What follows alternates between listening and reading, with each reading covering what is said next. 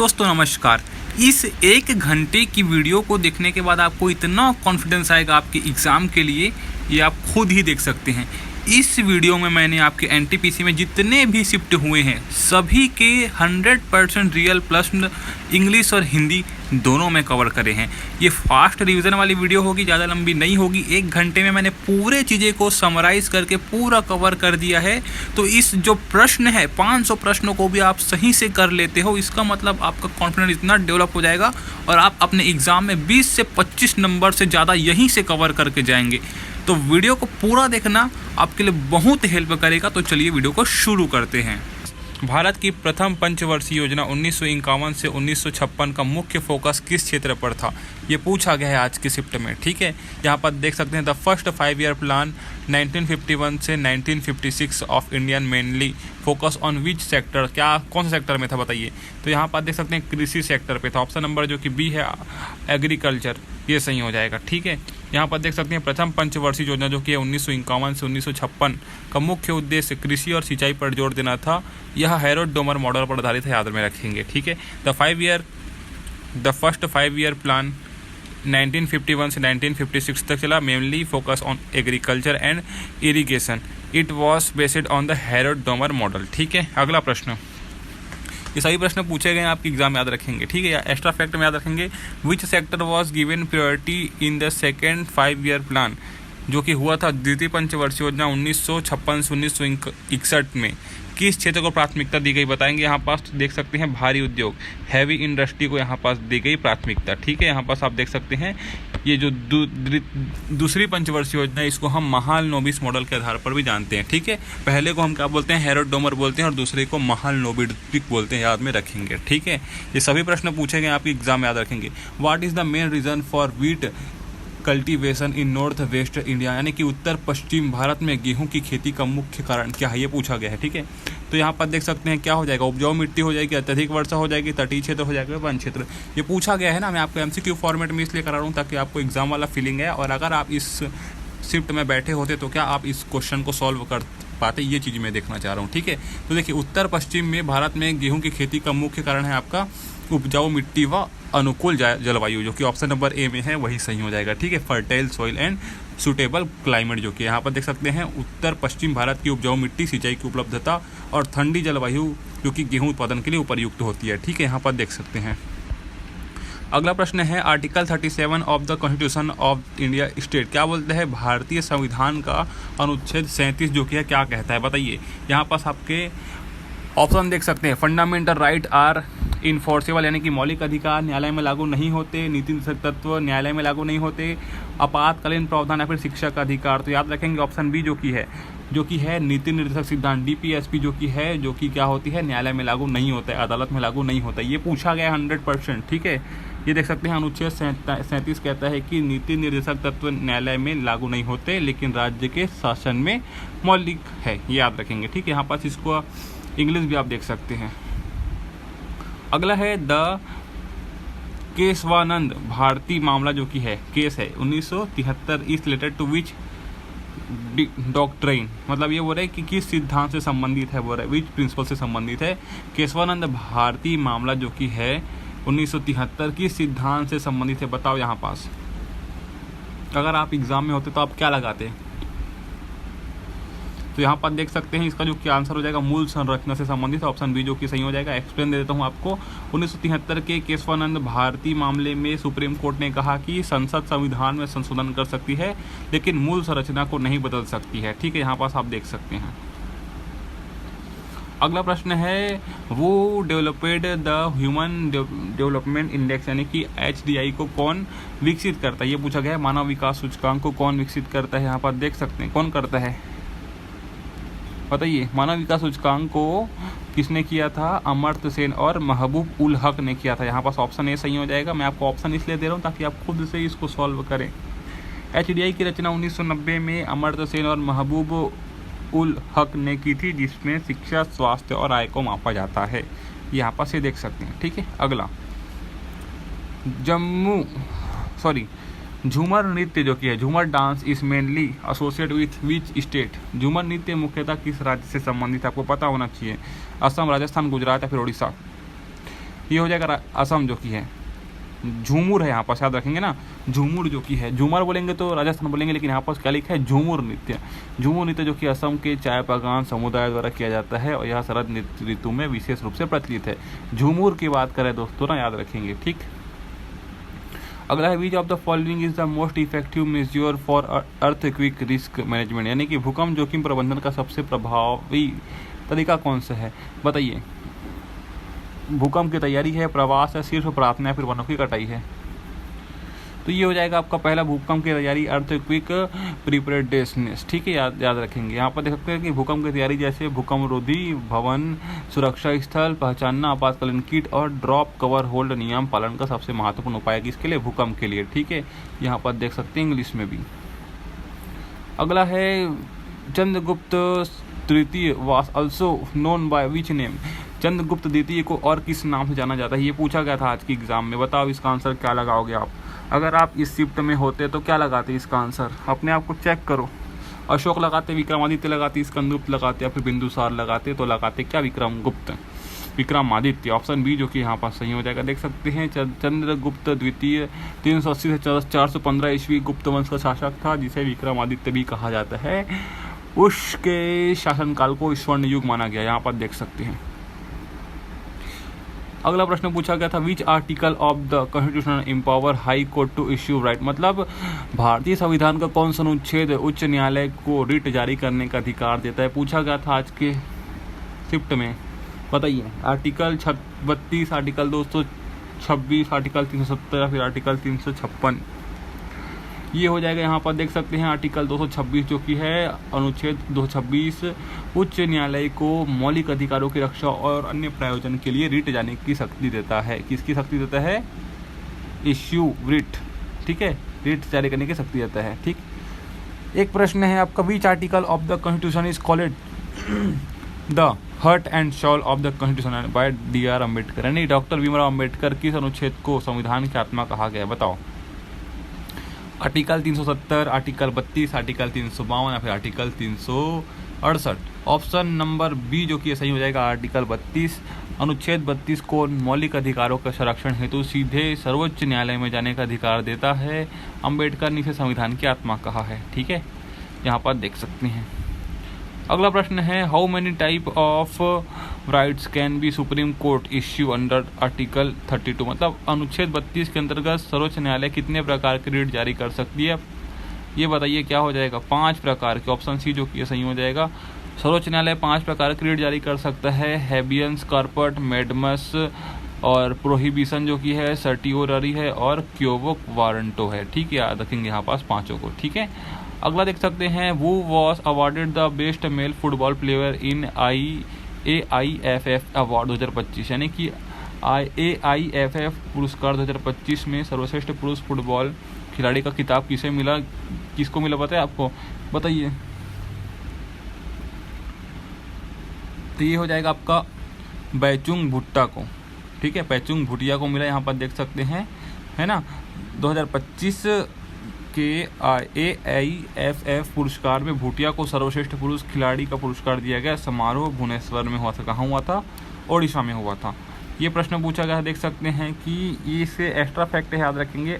जो कि AIFF पुरस्कार 2025 में सर्वश्रेष्ठ फुटबॉल खिलाड़ी का खिताब किसने जीता बोलेगा तो क्या बोलेंगे पता है आपको, क्या बोलोगे आप इसको, यहाँ पर देख सकते हैं, क्या बोलोगे, सौम्या गुगुलोथ को, यहाँ पर देख सकते हैं, ठीक है। 2025 में सौम्या गुगुलोथ को सर्वश्रेष्ठ महिला फुटबॉल खिलाड़ी का पुरस्कार दिया गया, ठीक है। अगला देख सकते हैं, ये पूछा गया था गोलकीपर पुरस्कार किसने जीता बोलेगा इसी में, तो क्या बोलोगे आप पता है आपको, ये देख सकते हैं विशाल कैद को मिला था, याद रखेंगे, ठीक है। गोल कीपर की बात करेगा तो विशाल कैद को मिला था, एक्स्ट्रा फैक्टर में याद रखेंगे, ठीक है। और उसी में बोलेंगे कि महिला ने किसने जीता, गोल कीपर में महिला ने किसने जीता, तो यहाँ पर याद रखेंगे, क्या याद रखेंगे, अली गाम भाम पठोई चानू को मिला, यहाँ पर देख सकते हैं, ठीक है। ये प्रश्न में एक्स्ट्रा फैक्ट बता रहा हूँ आपको। हु वॉज द रूलर वो डाइड वाइल प्लेइंग पोलो इन 1210 AD, यानी पूछा गया है कि 1210 ईस्वी में पोलो खेलते समय कौन से शासक मारे गए। अब यहाँ पास बताइए आप ऑप्शन में, अगर आप यहाँ पास खुद होते तो क्या लगाते, तो यहाँ पास क्या हो जाएगा आपका, मैं सीधा बताया दूँ आपको, Qutbuddin Aibak. Option number B जो कि ये सही हो जाएगा। ये सभी प्रश्न आपके आज के सेकंड शिफ्ट में पूछे गए हैं, ठीक है। मैं आपको एमसीक्यू फॉर्मेट में इसलिए दिया हूँ ताकि आप इसको खुद से आंसर निकाल पाए, ठीक है। यहाँ पर देख सकते हैं कुतुबुद्दीन ऐबक गुलाब वंश के संस्थापक जो कि थे 1210 ईस्वी में पोलो जो कि चौगान खेलते समय मृत्यु को प्राप्त हुए। यहाँ पास आप इसका इंग्लिश में भी देख सकते हो। मैं इंग्लिश में आपको नहीं बताऊंगा क्योंकि वीडियो बहुत लंबी हो जाएगी, ठीक है, इसलिए आप इसको पढ़ सकते हैं। अगला है आपका under which article of the Indian constitution is the inter state council format, यानी कि भारतीय संविधान के किस अनुच्छेद के तहत अंतर्राज्यीय परिषद का गठन किया जाता है, बताइए। यहाँ पास ऑप्शन भी दे दिया है मैंने आपको, अनुच्छेद 262, अनुच्छेद 263, 356 या फिर 370। ये देख सकते हैं 263 के अंतर्गत आर्टिकल 263। यहाँ पास इंग्लिश हिंदी देख सकते हैं कि inter state council is formed under article 263 to resolve inter state dispute and promote coordination, यानी कि अनुच्छेद 263 के तहत अंतर्राज्यीय परिषद का गठन राज्यों के बीच विवाद सुलझाने और समन्वय को बढ़ाने के लिए किया जाए, ठीक है। अनुच्छेद 263 याद रखेंगे। अगला देख सकते हैं when was the first metro railway service started in India, मतलब भारत में पहली मेट्रो रेल सेवा कब शुरू हुई। ये एकदम सिंपल सा प्रश्न है, इसका आप बताएंगे व्याख्या देख के। ये देख सकते हैं 1984 में हुई थी। ऑप्शन नंबर सी जो कि ये सही हो जाएगा। देख सकते हैं the first metro service in India started in Kolkata on 24 अक्टूबर 1984, यानी कि भारत में पहली मेट्रो सेवा जो कि कोलकाता में 24 अक्टूबर 1984 को शुरू हुई थी, ठीक है। चलिए ये देख सकते हैं where was the Indian Japan military exercise जो कि है धर्मा गार्डियंस जो कि हेल्ड इन 2025। भारत जापान सैन्य अभ्यास जो कि है धर्म गार्डियन जो कि है 2025 में कहाँ आयोजित हुआ, बताइए। राजस्थान भारत में, टोक्यो जापान में, फुचू जापान में, फिर बेंगलुरु भारत में। इसका मैं इसलिए आपको ऑप्शन दे रहा हूँ ताकि अगर आप इस पेपर में होते तो, इस शिफ्ट में होते तो इसका आंसर दे पाते कि नहीं दे पाते, इसलिए, ठीक है। तो यहाँ पर देख सकते हैं फुचू जापान में हुआ। ऑप्शन नंबर सी जो कि है सही हो जाएगा, ठीक है। देख सकते हैं Dharma Guardian 2025 was held in the eastern Fuchu training area Japan में, ठीक है, फरवरी 24 मार्च को।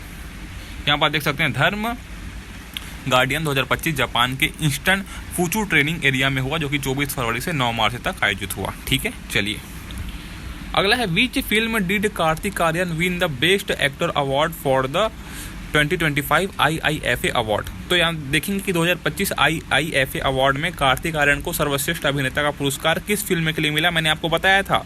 बताइए शहजादा, भूल भुलैया, सत्य प्रेम की कथा या फिर लुका छुपी। तो क्या बोलोगे आप इसको, भूल भुलैया बोलोगे। ऑप्शन नंबर बी जो कि है यहाँ पर सही हो जाएगा। Kartik Aaryan won best actor at IIFA 2025 for his role in Bhool Bhulaiyaa 3, ठीक है। कार्तिक आर्यन को IIFA 2025 में भूल भुलैया 3 के लिए सर्वश्रेष्ठ अभिनेता का पुरस्कार मिला।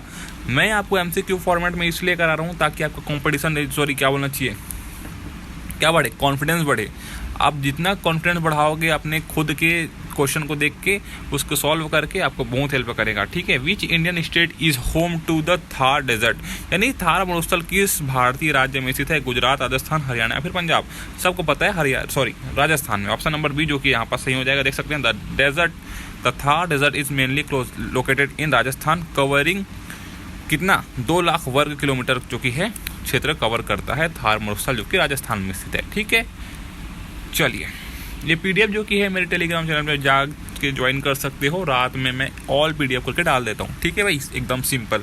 What was the contribution percentage of the service sector during colonial rule in India, मतलब भारत में औपनिवेशिक जो शासक के समय जो कि सेवा क्षेत्र का योगदान कितने प्रतिशत था, ये पूछा गया है। बताइए 10 से 12 था, 17 से 20 था, 25 से 30 था, फिर 40 से 45 था। क्या लगाते अगर आप रहते तो यहाँ पास है 17 से 20 था। औपनिवेशिक शासक के समय जो कि सेवा क्षेत्र का योगदान था वो कितना था, 17 से 20 था, याद रखेंगे, ठीक है। यहाँ पर देख सकते हैं during colonial rule the service sector contributed around 17 to 20 while agriculture वास अबाउट 70 से 75 था, यानी कि औपनिवेशिक काल के समय जो कि है सेवा क्षेत्र का योगदान लगभग 17 से 20% था, और जबकि कृषि क्षेत्र का जो योगदान था वो 70 से 75% तक था, ठीक है। ये प्रश्न पूछे गए हैं आपके एग्जाम में, ध्यान रखिएगा दोस्तों। जो प्रश्न पूछे गए मैं वही को कराऊंगा, इधर उधर का प्रश्न नहीं कराऊंगा। देख सकते हैं who is the current chief election commissioner CEC of India, Bharat में वर्तमान में भारत के मुख्य निर्वाचन आयुक्त कौन है, बताइए। यहाँ पास क्या हो जाएगा, राजीव कुमार, गणेश कुमार, सुनील अरोड़ा या फिर सुशील चंद्र। तो यहाँ पास ज्ञानेश कुमार है, ठीक है, ज्ञानेश कुमार है, गणेश कुमार नहीं, यहाँ पास ज्ञानेश कुमार है। ठीक है, ज्ञानेश याद रखेंगे इसको, ऑप्शन नंबर बी जो कि ज्ञानेश लगाएंगे यहाँ पर। ठीक है ना, अच्छे से मैं बता रहा हूँ, फिर बोल रहा हूँ मैं आपको, ज्ञानेश बोल रहा हूँ, गणेश नहीं है, ज्ञानेश कुमार है। ठीक है, चलिए अगला आपका, under which article of the Indian constitution is the right to freedom of speech and explanation guarantee, यानी भारत संविधान जो कि भारतीय संविधान के किस अनुच्छेद के तहत आपको अभिव्यक्ति की स्वतंत्रता का अधिकार सुनिश्चित किया गया, ये पूछा गया है। तो देखिए, जब भी आपको अभिव्यक्ति की स्वतंत्रता की बात करेगा, उसके अधिकार की बात करेगा, तो क्या लगाओगे आप, अनुच्छेद 14, अनुच्छेद 19A का, अनुच्छेद 21 या फिर अनुच्छेद 32। तो यहाँ पर लगाओगे आप अनुच्छेद 19 का ए और ए। ठीक है, यहाँ पर देख सकते हैं ऑप्शन नंबर जो कि बी है वो सही हो जाएगा। देख सकते हैं article 19(1)A grant freedom of speech and expression subject to reasonable restriction, यानी कि अनुच्छेद 19A जो कि है आपका, अनुच्छेद 19A का जो कि है नागरिकों को अभिव्यक्ति की स्वतंत्रता प्रदान करता है, ये आप देख सकते हैं। ठीक है, यहाँ पर कुछ यथोचित प्रतिबंधों के साथ, यानी कुछ प्रतिबंध भी हैं, लेकिन जो आपका जो क्या बोलना चाहिए, अभिव्यक्ति की जो स्वतंत्रता है वो आपका कहाँ है, अनुच्छेद 19A के क में है। ठीक है, चलो ये देख सकते हैं, which archaeological evidence are related to Indus valley civilisation, यानी कि पूछा गया है कि सिंधु घाटी सभ्यता से कौन कौन से पुरातात्विक प्रमाण संबंधित है या फिर प्राप्त हुए हैं। बताइए भाई क्या हो जाएगा, इसको बताइए आप। सुव्यवस्थित नगर, जल निकासी प्रणाली, मुद्राएं एवं लिपि या फिर मिट्टी के बर्तन व आभूषण। तो जब भी आपको सिंधु घाटी सभ्यता से पूछेगा दोस्तों और पुरातात्विक प्रमाण की बात करेगा, तो यहाँ पर आप देख सकते हैं ये सभी पाए गए हैं, सुव्यवस्थित नगर, जल निकासी प्रणाली, मुद्राएं और लिपि और मिट्टी के बर्तन व आभूषण। तो इन चारों में आपका ऑप्शन में जो भी रहेगा वो सही लगा के आएंगे आप। ठीक है, मैं आपको दे देता हूँ आपको एक्सप्लेनेशन की, इंडस विलेज सिविलाइजेशन जो कि 2500 BCE में had well planned cities, drainage system, seals, है ना, pottery and artefact showing advance urban culture, यानी कि वो शहरी दिखाता है वहाँ पास कि सिंधु घाटी सभ्यता 2500 ईसा पूर्व में सुव्यवस्थित नगर, जल निकासी व्यवस्था, मुद्राएं हो गया आपका, मिट्टी के बर्तन, आभूषण पाए गए जो उन्नत शहर संस्कृति को दर्शाते हैं। What is the function of control S in computer, ये सेकंड शिफ्ट का प्रश्न है, उसके बाद थर्ड शिफ्ट, उसके बाद फर्स्ट शिफ्ट, सबको करेंगे। ठीक है, कंप्यूटर में कंट्रोल प्लस ए का एस का क्या कार्य है, सेव करता है। ठीक है, किसी भी चीज़ें को कंप्यूटर में क्या बोलते हैं, दस्तावेज या फाइल को सेव करता है। ठीक है, कंट्रोल प्लस एस याद में रखेंगे। ठीक है, देखिए इतना मान मैं आपको जो एक्सप्लेनेशन है वो आपको नहीं बताऊंगा, कंट्रोल प्लस एस जो कि है वो सेव करता है, PDF में आप पढ़ सकते हैं।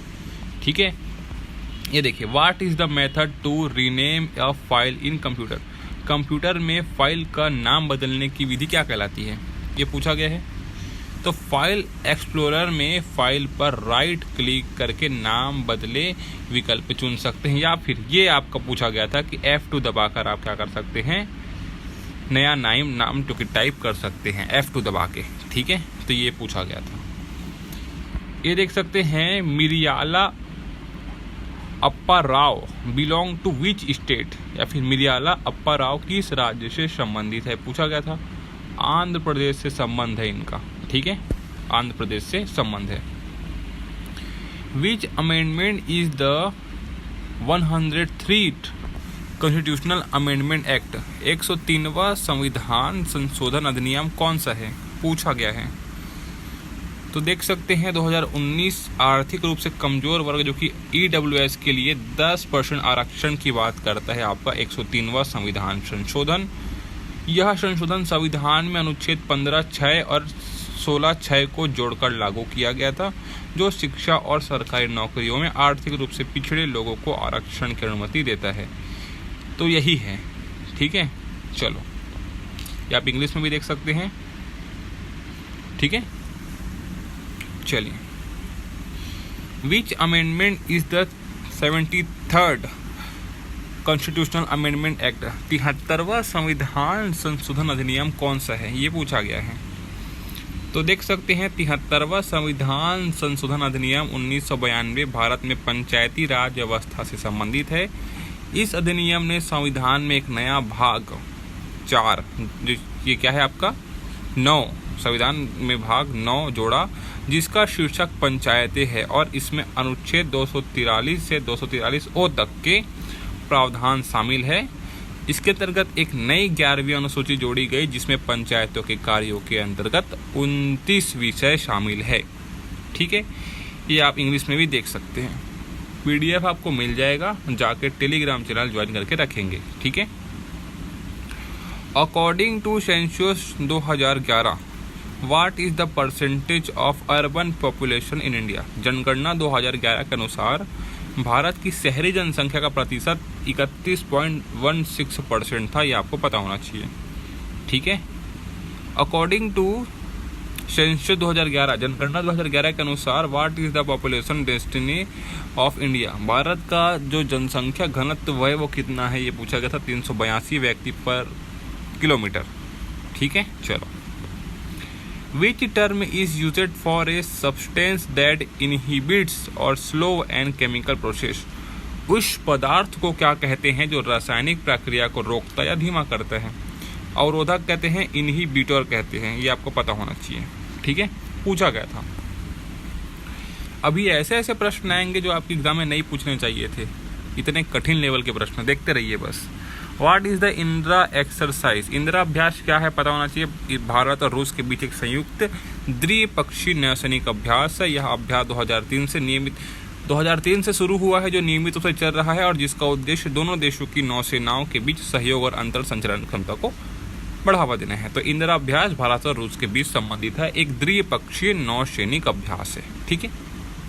चलो, in which subject is covered under article 48A of Indian constitution? भारतीय संविधान का अनुच्छेद 48 किस विषय से संबंधित है, ये पढ़ो। भारतीय संविधान का अनुच्छेद 48A पर्यावरण के संरक्षण और सुधार तथा वनों और वन्य जीवों की सुरक्षा से संबंधित है। यह राज्य को पर्यावरण की रक्षा और सुधार करने और वनों और वन्य जीवों की सुरक्षा का निर्देश देता है। ये प्रश्न रिपीट हुआ है, पूछा गया था। ठीक है। चलो, What is Dravidian style in architecture? स्थापत्य कला में द्राविड़ शैली क्या है? तो द्राविड़ शैली भारतीय मंदिर वास्तुकला की एक शैली है जो मुख्य रूप से दक्षिण भारत में पाई जाती है। ठीक, ये आप इंग्लिश में भी देख सकते हैं। Dravida style is a style of Indian temple architecture found mainly in south India.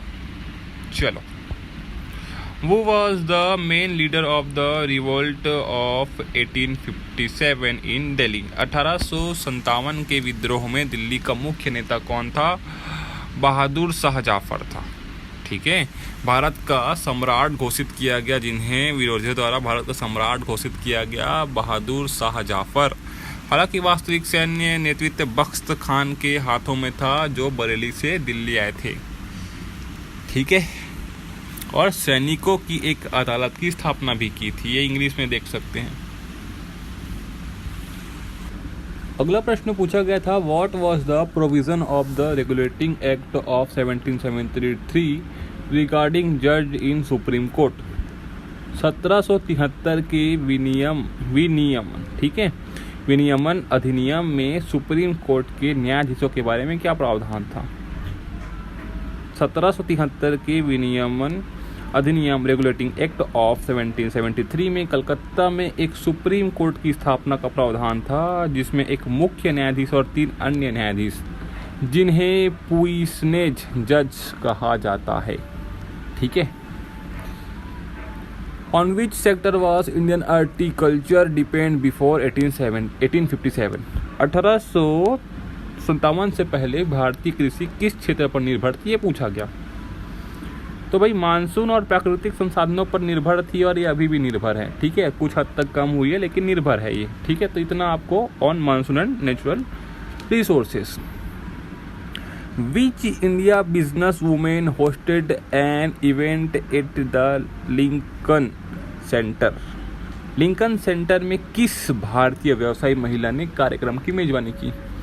ये पता होना चाहिए। नीता मुकेश अंबानी सांस्कृतिक केंद्र की संस्थापक और अध्यक्ष नीता अंबानी ने न्यूयॉर्क शहर के लिंकन सेंटर में एक कार्यक्रम की मेजबानी की। अब बताइए ये क्वेश्चन कितना हार्ड है, ये आप कैसे पता रहेगा बताइए। NMACC इंडियन वीकेंड नामक यह कार्यक्रम 12 से 14 सितंबर 2025 तक आयोजित किया गया।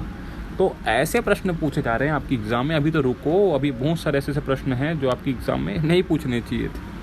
मतलब हाई लेवल कैसे पूछ रहे हो आप यार, 12th लेवल पे। Which is the highest point in India, मतलब ये पूछा है कि भारत का सबसे ऊंचा स्थल कौन सा है पाकिस्तान को छोड़ के। जो POK है ना, पाक ऑक्यूपाइड जो वो है, उसको छोड़ के बोला है, ठीक है।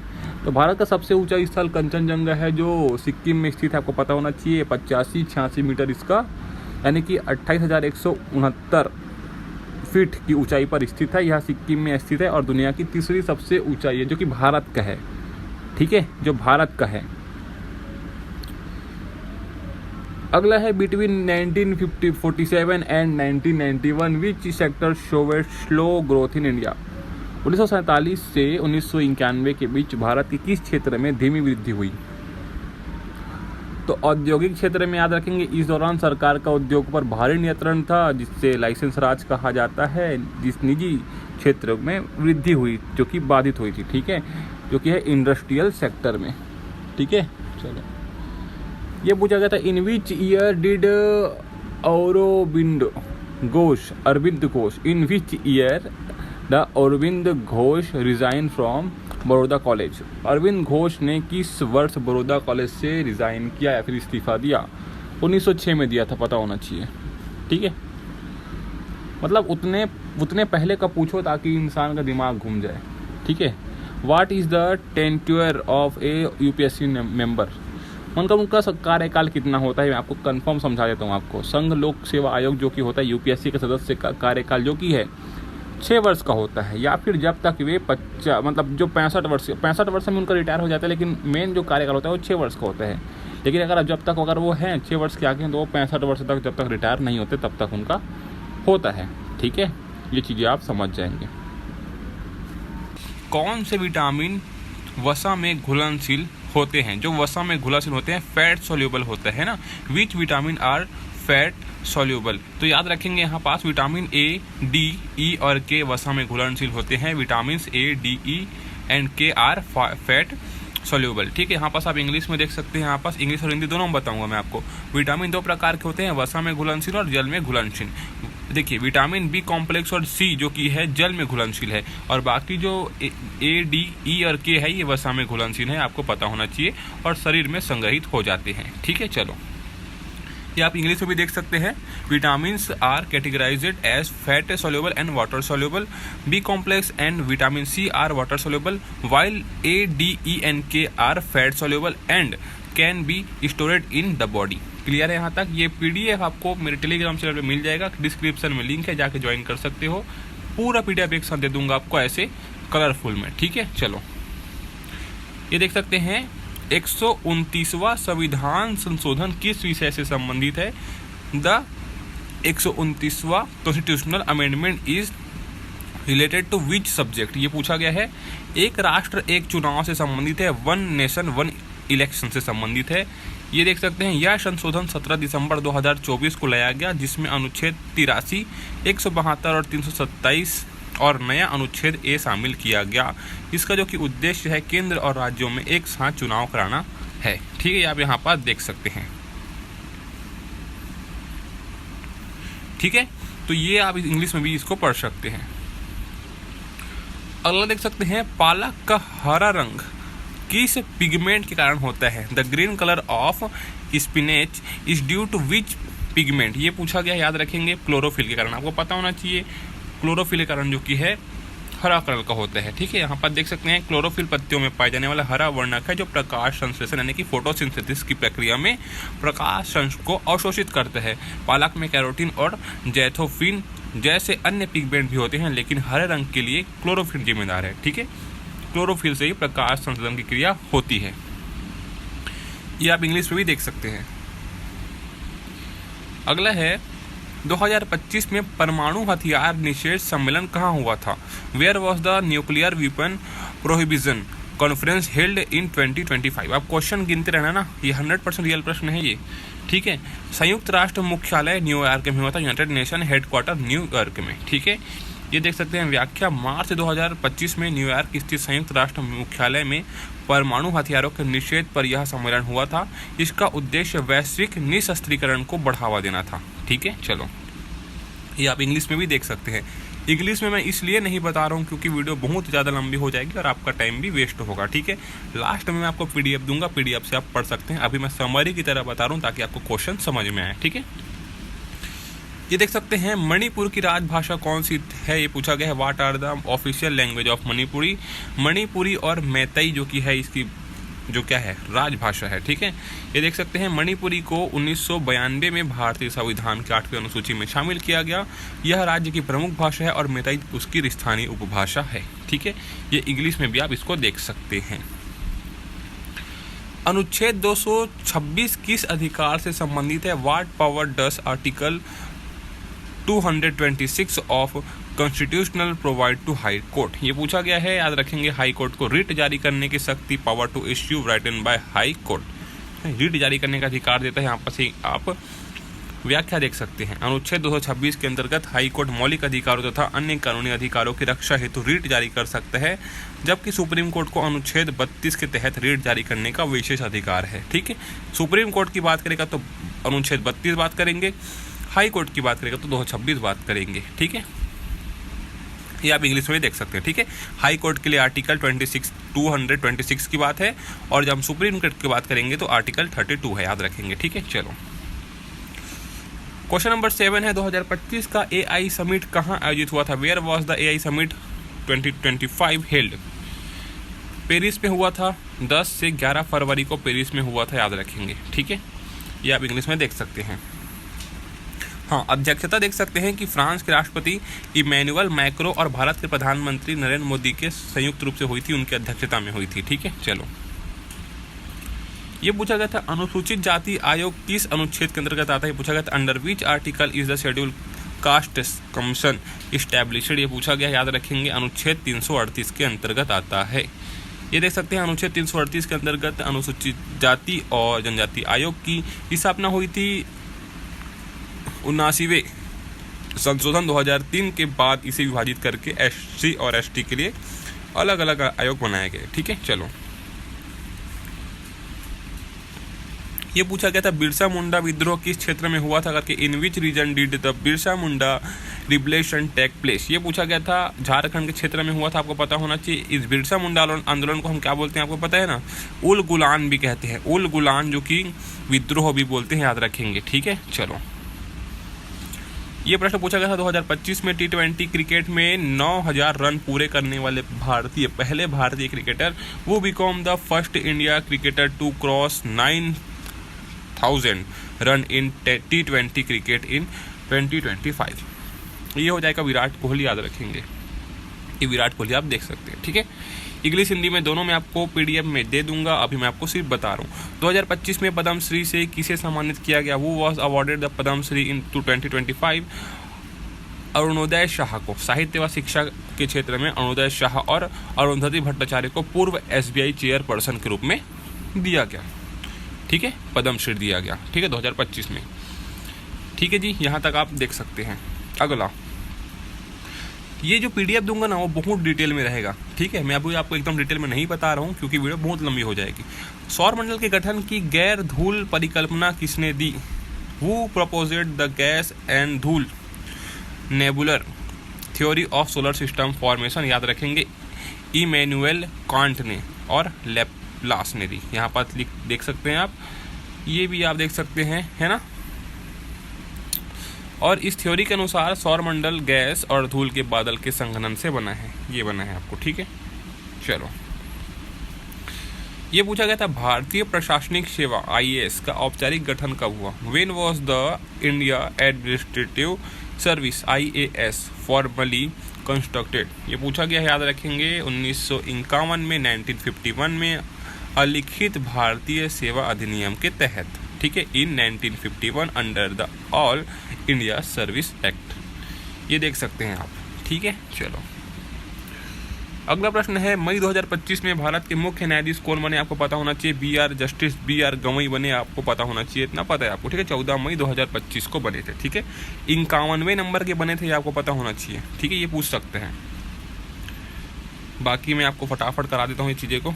अगला प्रश्न, आधुनिक हिंदी साहित्य का जनक किसे कहा जाता है? वो is the regarded as the father of modern Hindi literature. Modern Hindi literature की बात करेगा, मॉडर्न हिंदी लिटरेचर में हरिश्चंद्र, भारतेंदु हरिश्चंद्र का नाम आता है, यहाँ पास आप देख सकते हैं। इन्हें रंगमंच का जनक भी कहा जाता है, आपको पता होना चाहिए, और उन्होंने हिंदी पत्रकारिता को भी नई दिशा दी थी। ठीक है, चलो ये है पंचायतों में महिलाओं के लिए आरक्षण कितना है। देखिए क्वेश्चन गिनते रहिए ना। What is the reservation percentage for women in panchayat? 33% है। ठीक है, 33% आपको पता होना चाहिए। 73वें संविधान संशोधन 1992 के तहत 33% का आरक्षण दिया गया है। 2025 में ल्यूरेस अवार्ड किसे मिला? ल्यूरेस अवार्ड किसे मिला ये पूछा गया है ना। Who receive the Laureus award in 2025? Simone Biles को मिला। ठीक है, सिमोन बाइल्स को मिला, यहाँ पर देख सकते हैं। ठीक है, चलो चार वेदों में कौन कौन से आते हैं? नहीं, ये चार वेदों में कौन कौन से आते हैं? ऋग्वेद, सामवेद, यजुर्वेद और अर्थर्थवेद। ये आपको पता होना चाहिए, है ना। ये किसमें, देखिए यहाँ पास पूरा चीज़ें है, मैं आपको ज़्यादा एक्सप्लेन नहीं करूँगा, वीडियो ज़्यादा लंबी हो जाएगी। ठीक है, चलो वन्य जीव अभ्यारण्य का मुख्य उद्देश्य क्या है? What is the primary purpose of wild life sanctuary? क्या बोलेंगे इसको? विलुप्त प्राय प्रजातियों का संरक्षण करना, कंजर्वेशन ऑफ इंटरग्रेटेड स्पीसीज। ठीक है, ये देख सकते हैं। सड़क और रेल परिवहन में क्या अंतर है? ये पूछा गया। What is the main difference between road transport and rail transport? याद रखेंगे, सड़क परिवहन ग्रामीण व पहाड़ी क्षेत्रों में अधिक लचीला है, और रेल परिवहन जो कि शहरी व औद्योगिक क्षेत्रों के लिए आपको पता होना, सिंपल चीज है। ठीक है, चलो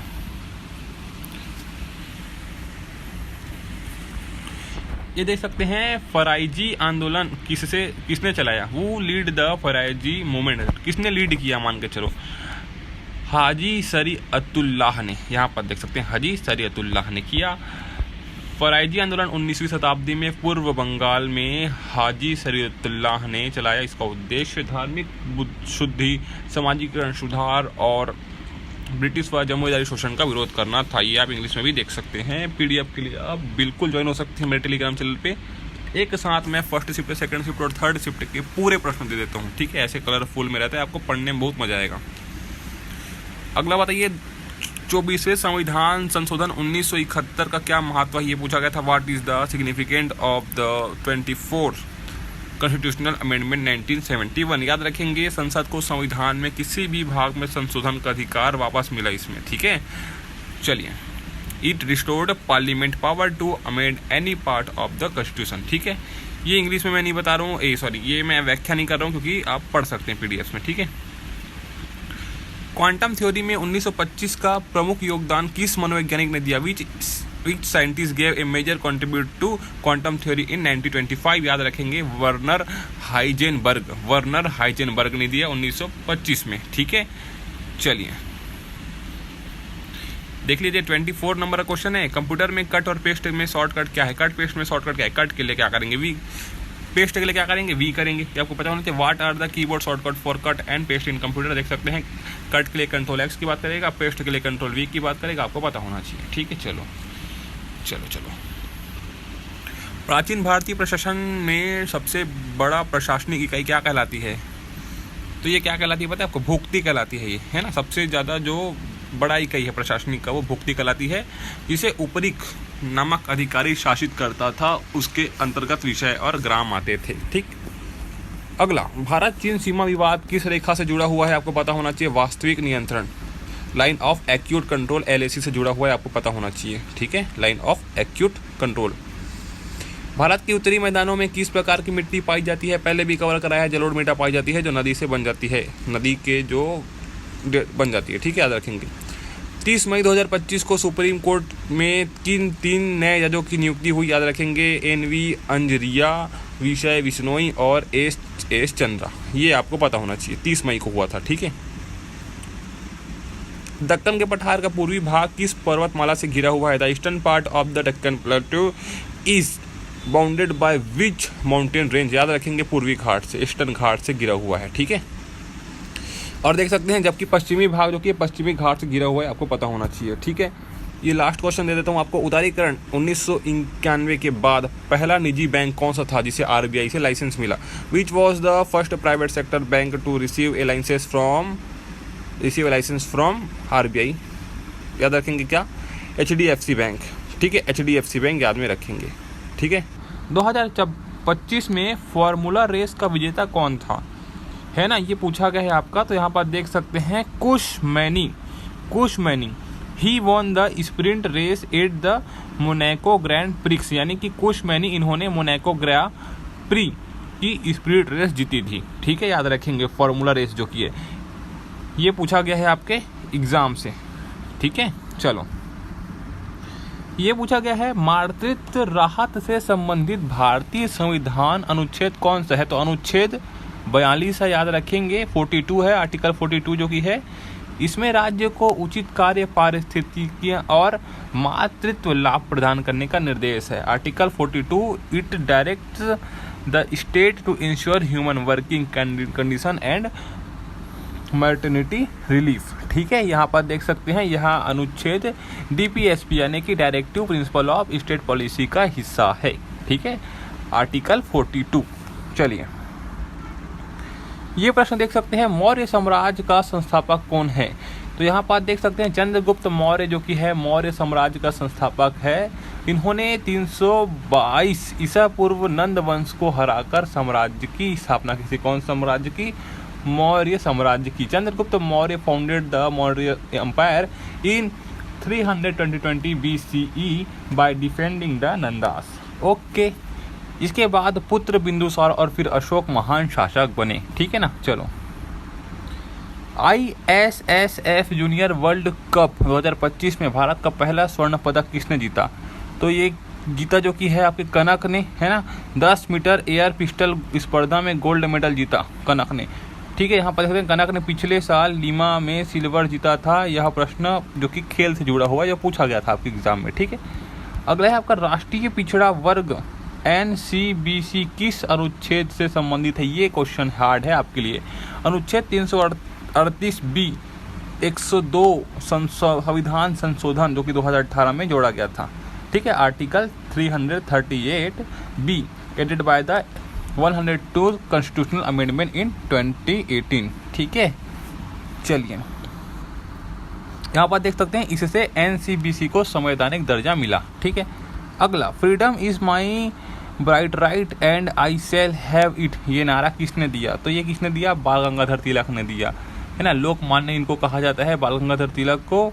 इन्होंने केसरी और मराठा नामक अखबार शुरू किए, ये एक्स्ट्रा फैक्ट याद रखेंगे, ठीक है। चलो, देख सकते हैं राजा राम मोहन राय की पहली पुस्तक कौन सी थी, आपको पता होना चाहिए, तफातुल मुहाद्दिथीन, जो कि 1815 में फारसी भाषा में थी। इसको आप देख सकते हैं, राजा राम मोहन राय भारतीय पुनर्जागरण के जनक कहलाते हैं, ये पूछ सकता है, ठीक है, कि किन्हें भारतीय पुनर्जागरण का जनक कहा जाता है, तो राजा राम मोहन राय को कहा जाता है, ठीक है। चलो, अगला देख सकते हैं भारत की संघीय संरचना किस अधिनियम से शुरू हुई, तो भारत का सरकार अधिनियम 1935 से शुरू हुई। गवर्नमेंट ऑफ इंडिया एक्ट 1935 से शुरू हुई आपकी। इस अधिनियम ने प्रांतों रियासतों को जोड़कर एक संघीय व्यवस्था बनाने की कोशिश की, ठीक है। चलो, अगला है भारत की सबसे लंबी अंतर्राष्ट्रीय सीमा किस देश के साथ है, तो बांग्लादेश के साथ है। ये चीज़ें आपको पता होना चाहिए। 4967 किलोमीटर, यानी कि बांग्लादेश अप्रोक्स 4967 किलोमीटर, ठीक है, लॉन्ग बॉर्डर विथ इंडिया, किसके साथ, बांग्लादेश के साथ। यह सीमा पश्चिम बंगाल, असम, मेघालय, त्रिपुरा और मिजोरम से लगती है, जो कि सबसे लंबी है, ठीक। अगला है भारतनाट्यम, जो कि किस राज्य का पारंपरिक नृत्य है, ये मस्त क्वेश्चन है, आराम से तो याद रखेंगे, तमिलनाडु, ठीक है, आपको पता होना चाहिए। यह भारत की शास्त्रीय नृत्य शैलियों में से एक है, जो कि तमिलनाडु है, ठीक है, तमिलनाडु में है आपका भारतनाट्यम। अगला देख सकते हैं चागोस द्वीप संधि किन दो देशों के बीच होती है, पूछा गया है। चागोस जो द्वीप संधि है वो ब्रिटेन और मॉरिशन जो कि है, इन दोनों देशों के बीच की संधि है। ये ऐसे क्वेश्चन पूछ लिए जाते हैं जो हमको नहीं पता होते हैं, ठीक है। तो 22 मई 2025 को ये हुआ था, आपका याद रखेंगे। ब्रिटेन ने संप्रभुता मॉरिशन को दी, लेकिन डिगेओ गार्सिया पर 99 साल तक नियंत्रण रहेगा, ठीक है।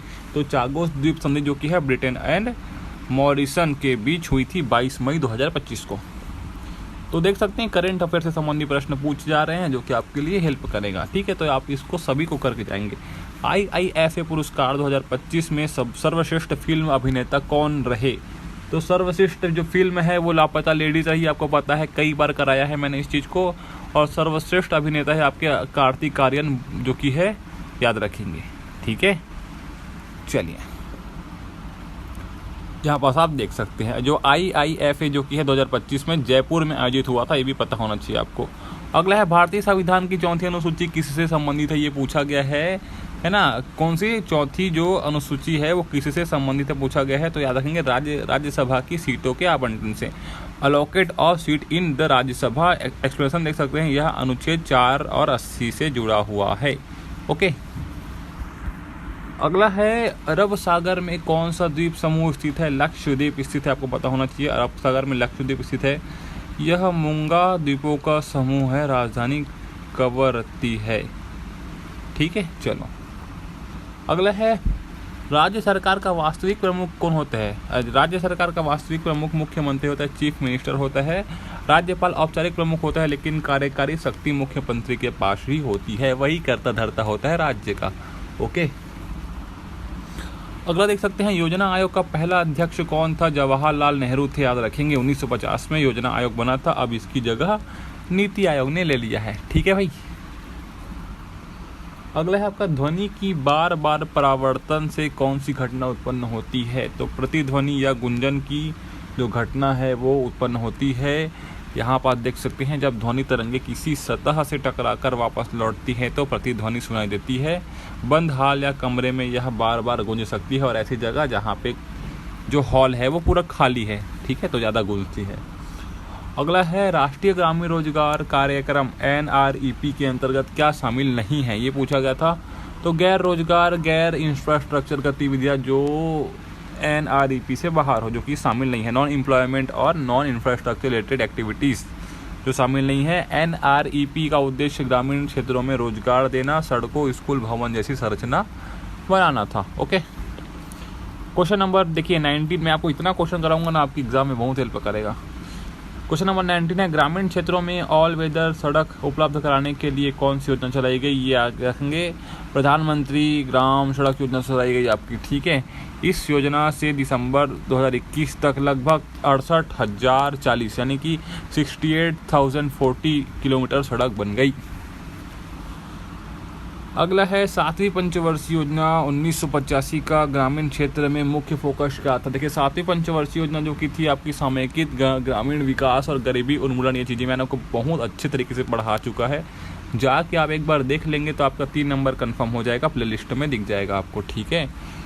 तो ये पंचवर्षीय योजना से संबंधित था। 7वीं पंचवर्षीय जो किया है, मैं बताया था आपको कि गरीबी उन्मूलन आपके ऑप्शन में दिखेगा ही दिखेगा, तो याद रखेंगे समेकित ग्रामीण विकास और गरीबी उन्मूलन जो की है, ठीक है।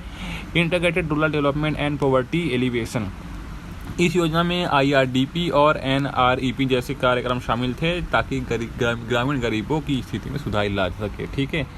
अगला है कवच क्या है? ये पूछा गया था। यह स्वदेशी स्वचालित ट्रेन सुरक्षा प्रणाली है, an indigenous automatic train protection system जो कि कवच है आपका। कवच भारतीय रेल की सुरक्षा तकनीक है जो ट्रेनों की टक्कर को रोकती है। इसे डिजिटल और बिना संपर्क वाली तकनीक से बनाया गया है, ठीक है। अगला प्रश्न देख सकते हैं, हाई फोरकास्टिंग राडार किससे विकसित किया? हाई फोरकास्टिंग राडार जो कि है रक्षा अनुसंधान एवं विकास संगठन DRDO ने विकसित किया। यह राडार मिसाइल रक्षा और निगरानी के लिए उपयोगी है, आपको पता होना चाहिए। अगला देख सकते हैं, कंचनजंगा पर हर घर है क्या यहाँ पास? कंचनजंगा पर हर घर शिखर तिरंगा अभियान के तहत किसने चढ़ाई की? तो भारत तिब्बत सीमा पुलिस दल जो की है चढ़ाई की इंडो तिब्बत बॉर्डर पुलिस ने, ठीक है।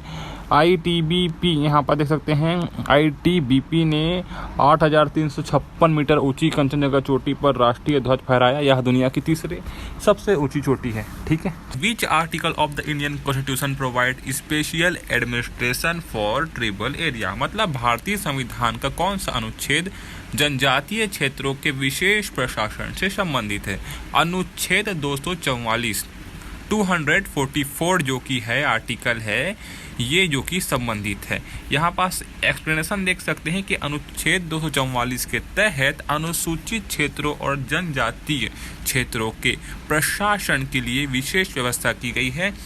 इसके अंतर्गत छठी अनुसूची वाले राज्य असम, मेघालय, त्रिपुरा, मिजोरम आते हैं।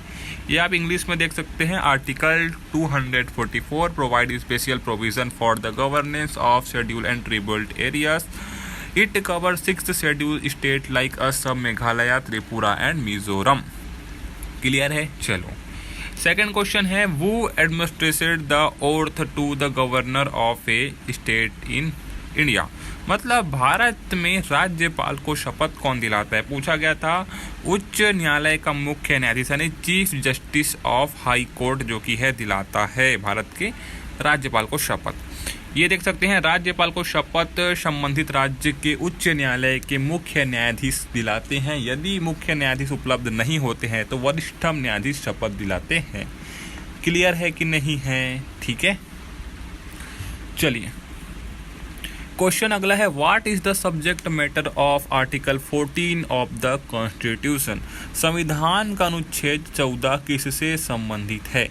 कानून के समक्ष समानता और विधि के समान संरक्षण से संबंधित है। Equality before law and equal protection of law. Clear? अनुच्छेद 14 हर नागरिक को समानता का अधिकार देता है। धर्म, जाति, लिंग का जन्म स्थान के आधार पर किसी भी भेदभाव को निषेध करता है। Article 14 ensure quality before the law and equal protection of law. It prohibits discrimination of the basis of caste, religion, gender and birthplace. Clear? अगला प्रश्न है, which state are covered under the 6th schedule of the Indian constitution. भारतीय संविधान की 6ठी अनुसूची किन राज्यों पर लागू होती है? मैंने पहले बताया था, असम, मेघालय, त्रिपुरा और मिजोरम पे। ठीक है, तो इसका जो PDF है ना आपको मिल जाएगा मेरे टेलीग्राम चैनल पे, जाके ज्वाइन कर सकते हो आप। एक साथ में सभी जो कि है थर्ड शिफ्टे के साथ डाल देता हूँ। In which year was IPC section 498A introduced and what does it deal with. यानी कि भारतीय दंड संहिता की धारा 498A कब लागू की गई और यह किससे संबंधित है? देखिए, वर्ष 1983 में यह महिलाओं के साथ वैवाहिक जीवन में होने वाली क्रूरता से संबंधित है। देख सकते हैं IPC 498A पति या उसके रिश्तेदारों द्वारा महिला के साथ शारीरिक या मानसिक उत्पीड़न को रोकने के लिए लागू की गई थी। ठीक है, चलो अगला प्रश्न है, who defected the Vijayanagara empire in, Vijayanagar empire, वो defected the Vijayanagar empire in the battle of Talikota. मतलब तालीकोटा की लड़ाई में विजयनगर साम्राज्य को किसने हराया? तो दक्कन सल्तनतों के गठबंधन ने हराया, अलायंस ऑफ डेक्कन सल्तनट्स। ठीक है, यहाँ पर देख सकते हैं 1565 की तालीकोटा की लड़ाई में विजयनगर साम्राज्य के दक्कन सल्तनतों, ठीक है, के संयुक्त बल ने पराजित किया। यह साम्राज्य के पतन का कारण बना। ठीक, ये देख सकते हैं, which bilateral naval exercise in held between India and France. Bharat और फ्रांस के बीच कौन सा द्विपक्षीय नौसैनिक अभ्यास हुआ या फिर होता है? तो वरुण, आपको पता होना चाहिए, वरुण होता है। वरुण नौसैनिक अभ्यास 1993 में भारत और फ्रांस के बीच आयोजित किया जा रहा है। इसका उद्देश्य समुद्री सहयोग को बढ़ाना है। ठीक है, किसको बढ़ाना है? Enhancing maritime corporation. ठीक, चलो जो मैं प्रश्न करा रहा हूँ वो 100% रियल है, जो आपके एग्जाम में पूछे गए हैं। ठीक है, तो भाई अच्छे से करके जाना, आपके लिए हेल्प करेगा। What was the major economic challenge introduce in India 1991 reform. 1991 के आर्थिक सुधार में भारत में मुख्य परिवर्तन क्या था? तो लाइसेंस राज और परमिट राज का अंत हुआ, abolition of licence raj and permit raj. Explanation देख सकते हैं, 1991 की नई आर्थिक नीति से निजी क्षेत्र और विदेशी निवेश के लिए रास्ता खुला। भारत ने उदारीकरण, निजीकरण, वैश्वीकरण की दिशा में कदम उठाया, बढ़ाया, जो भी है। ठीक, अगला है, who appoint the governor of a state in India. Bharat में राज्यपाल की नियुक्ति कौन करता है? राष्ट्रपति करता है, प्रेसिडेंट ऑफ इंडिया करता है। राज्यपाल की नियुक्ति राष्ट्रपति करते हैं। वे राज्य का संवैधानिक प्रमुख होता है और केंद्र सरकार की सलाह पर काम करता है। ओके, चलिए क्वेश्चन नंबर 10 देख सकते हैं, ठीक है। Which is the highest mountain peak in south America? दक्षिण अमेरिका की सबसे ऊंची पर्वत चोटी कौन सी है? क्या है आपकी? माउंट अकोकागुआ, जिसकी जो कि ऊंचाई है वो कितनी है?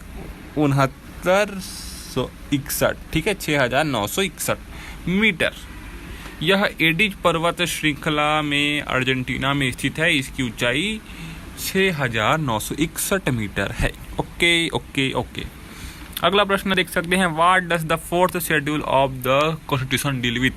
संविधान की चौथी अनुसूची किससे संबंधित है? तो राज्यसभा की सीटों का बंटवारा, ठीक है, एलोकेशन ऑफ सीट इन राज्यसभा। चौथी अनुसूची में प्रत्येक राज्य और केंद्र शासित प्रदेश के लिए राज्यसभा की सीटों की संख्या निर्धारित की गई है, ठीक है। ज़्यादा एक्सप्लेन नहीं दूंगा, वीडियो बहुत लंबी हो जाएगी, आपके लिए भी प्रॉब्लम होगा। अगला है, what preservative is commonly used to keeps pickles fresh? यानी कि अचार को खराब होने से बचाने के लिए कौन सा संरक्षण प्रयोग किया जाता है? सिरका, विनेगर जिसको हम बोलते हैं, प्रयोग किया जाता है। सिरका एक अम्लीय पदार्थ है जो बैक्टीरिया की वृद्धि को रोकता है, अचार को लंबे समय तक सुरक्षित रखता है। ओके। अगला प्रश्न है, during Shahjahan rule what were village call it? मतलब शाहजहां के शासनकाल में गांवों को क्या कहा जाता था? तो मौजा और देह। मोजा कहा जाता था, मोजा पैर में पहनने वाला मोजा, ठीक है, मौजा और देह कहा जाता था, तो इसको समझ सकते हैं ऐसे। शाहजहां के समय गांव प्रशासनिक इकाइयों के रूप में मौजा और देह कहा जाता था। Okay okay okay okay. अगला प्रश्न है, question number 14, recently what record was set by Neeraj Chopra? हाल ही में नीरज चोपड़ा ने कौन सा रिकॉर्ड बनाया? तो भाई 90.3 मीटर भाला फेंक का रिकॉर्ड बनाया, जो कि है नीरज चोपड़ा ने। आप पता होना चाहिए आपको, नीरज चोपड़ा ने डायमंड लीग में 90.3 मीटर भाला फेंक कर राष्ट्रीय रिकॉर्ड बनाया और दूसरा स्थान प्राप्त किया। Okay, clear. दोस्तों, चैनल पे नए हो, चैनल को सब्सक्राइब कर लेना। इस चैनल पे मैं आपको जितने भी एग्जाम होते हैं सब का एनालिसिस कराऊंगा बेखौफ। आप इसमें ज्वाइन करके रह सकते हैं, आपके लिए हेल्प होगा। ओके, सिंपल सी बात है ना। अगला, which organisation organise the world sustainable development conference? भाई कई 100 बार बता चुका हूँ, 100 बार इस चीज़ को। विश्व सतत विकास सम्मेलन का आयोजन कौन सी संस्था करती है? टेरी करती है, TERI, यानी the energy and resource institute करती है, पता होना चाहिए। टेरी ऊर्जा, पर्यावरण और सतत विकास पर विश्व सम्मेलन आयोजित करता है। ओके, मैं इंग्लिश में बताऊंगा ना तो वीडियो 50 मिनट की बनेगी, इतने सारे प्रश्न हैं मेरे पास। तो थोड़ा से आप कॉर्पोरेट करिए। What was the theme of world wild life day? मतलब 2025 के विश्व वन्य जीव दिवस का थीम क्या था? ये वन्य जीव दिवस का थीम क्या था? Wild life and people investing in our future. इस थीम का उद्देश्य लोगों को वन्य जीव संरक्षण और भविष्य में निवेश की ओर जागरूक करना है। अगला प्रश्न है, Harbhajan Singh is associate with which political party? मतलब हरभजन सिंह किस राजनीतिक दल से जुड़े हुए हैं? आम आदमी पार्टी, आपकी पार्टी से जुड़ी हुए हैं। यहाँ पर देख सकते हैं हरभजन सिंह को 2022 में आम आदमी पार्टी के लिए राज्यसभा सदस्य के लिए चुना था, 2022 में। ओके भैया। अगला प्रश्न है, व्हाट वाज द प्रचंड प्रहार मिलिट्री एक्सरसाइज 2025 हेल्ड? प्रचंड प्रहार सैन्य अभ्यास 2025 कहाँ आयोजित हुआ था? ये पूछा गया अरुणाचल प्रदेश में। ये देख सकते हैं, यह अभ्यास 25 से 27 मार्च 2025 को पूर्वी कमान के तहत आयोजित हुआ था। इसमें थल सेना, वायु सेना दोनों शामिल थी। मलक्का जलडमरू कहाँ स्थित है? ये जो एक संधि है, where is the Malacca strait, ये पूछा गया है कहाँ स्थित है ऐसे करके। तो क्या बोलोगे? मलय प्रायद्वीप और सुमात्रा द्वीप के बीच। ये पूछा भी गया था पिछले बार भी, ठीक है, कुछ शिफ्ट में पूछा गया था, आपको पता होना चाहिए। रिपीट हो रहा है, इसका मतलब आपको अब फायदा होने वाला है इस एनालिसिस से, ठीक है। अगला आपका, which constitutional amendment included education in the, जो कि समवर्ती सूची जिसको बोलते हैं, कॉन्करेंट लिस्ट में, ठीक है। शिक्षा को समवर्ती सूची में किस संविधान संशोधन द्वारा जोड़ा गया? तो 42वां संविधान संशोधन, जो कि जिसको हम मिनी संविधान संशोधन भी कहते हैं, 1976 में हुआ था। इसी समय शिक्षा को समवर्ती सूची में जोड़ा गया था, ठीक है। यहाँ पर देख सकते हैं इंग्लिश और हिंदी दोनों में आप यहाँ पास व्याख्या देख सकते हैं, है ना। ये देखिए, 42वें संविधान संशोधन ने शिक्षा, वन, वन्यजीव, वजन व माप तथा न्याय के प्रशासन को राज्य से समवर्ती सूची में स्थानांतरित किया। इसे देखिए मैंने बताया था मिनी कॉन्स्टिट्यूशन भी कहते हैं, 1976 में हुआ था, पता होना चाहिए आपको। ठीक है, पीडीएफ आपको टेलीग्राम चैनल पे मिल जाएगा, लिंक आपको डिस्क्रिप्शन में मिल जाएगा। ठीक है, चलिए। व्हेन वाज द ICS यानी कि Indian civil service given constitutional status, यानी भारतीय सिविल सेवा को संवैधानिक दर्जा कब मिला, ये पूछा गया था। 26 जनवरी 1950 को मिला, आपको यहाँ पर देख सकते हैं। With the adoption of the constitutional ICS becoming IAS and got constitutional recognise, यानी कि संविधान लागू होने के बाद ICS का नाम बदलकर IAS रखा गया और इसे संवैधानिक मान्यता दी गई। कब दी गई? 26 जनवरी 1950 को दी गई। ठीक, ये देख सकते हैं। Which gas is mainly responsible for acid rain, अम्ल वर्षा के लिए मुख्य रूप से कौन सी गैस जिम्मेदार है, ये पूछा गया था। सल्फर डाइऑक्साइड, आप यहाँ पर देख सकते हैं SO2, ये आपका अम्ल वर्षा के लिए जिम्मेदार है। ठीक है, यहाँ पर देख सकते हैं SO2 और NOx react with water vapour to from acid causing acid rain, यानी कि सल्फर डाइऑक्साइड और NOx पानी की भाप से मिलकर अम्ल बनाते हैं, जिससे अम्ल वर्षा होती है। ठीक है। When was the linguistic recognition of India state, यानी कि भारत में भाषाई आधार पर राज्यों का पुनर्गठन कब हुआ? तो 1956 में हुआ था। और पहला क्या था आपको पता होना चाहिए, पहला क्या था ये मुझे आप कमेंट बताएंगे। ठीक है, यहाँ पर देख सकते हैं the state recognisation act 1956 created state on linguistic basis Andhra Pradesh. ठीक है, वॉज द फर्स्ट, जो था आपका आंध्र प्रदेश जो कि राज्य था वो पहला था। ठीक है, जो भाषाई आधार पर 1956 में अलग हुआ था। ठीक है दोस्तों, वीडियो को यहाँ तक देख रहे हो तो वीडियो को हाइप करिएगा, वीडियो बहुत लोगों तक पहुँच सके ऐसे। ठीक है, हाइप करिए। अगला देख सकते हैं, which charter act allocate 1 lakh annually for Indian education. तो भाई ये पूछा गया है कि भारत की शिक्षा के लिए 1 लाख वार्षिक देने की व्यवस्था किस चार्टर एक्ट में हुई थी? तो 1813 का जो चार्टर एक्ट था ना, उसमें हुई थी, आपको है ना, याद रखेंगे। अगला आपका, which dynasty granted land to Brahmans, यानी कि किस वंश ने ब्राह्मणों को भूमि दान दी? तो गुप्त सातवाहन वंश ने, जो कि है गुप्त और सातवाहन वंश जो कि है, इन वंश ने ब्राह्मणों को भूमि दान में दी। ठीक है, मैं इतना आपको सरल करके बता रहा हूँ ना चीज़ें, जो आपको 10 मिनट में मिल जा रही है। ठीक है, अगला, how did Mughal rulers divided their empire, यानी कि मुगल शासकों ने अपने साम्राज्य का विभाजन कैसे किया? तो भाई सूबे, यानी आपस इंटो सूबेस, यहाँ पर देख सकते हैं, इसके हिसाब से किया। Empire was divided into subahs, each rule by subahdar. ठीक है, यहाँ पर सूबाहदार, साम्राज्य को सूबों में बांटा गया जिन पर सूबेदार शासक होते थे, ऐसे बांटा गया था, वो पता है, सूबेदार ऐसे करके।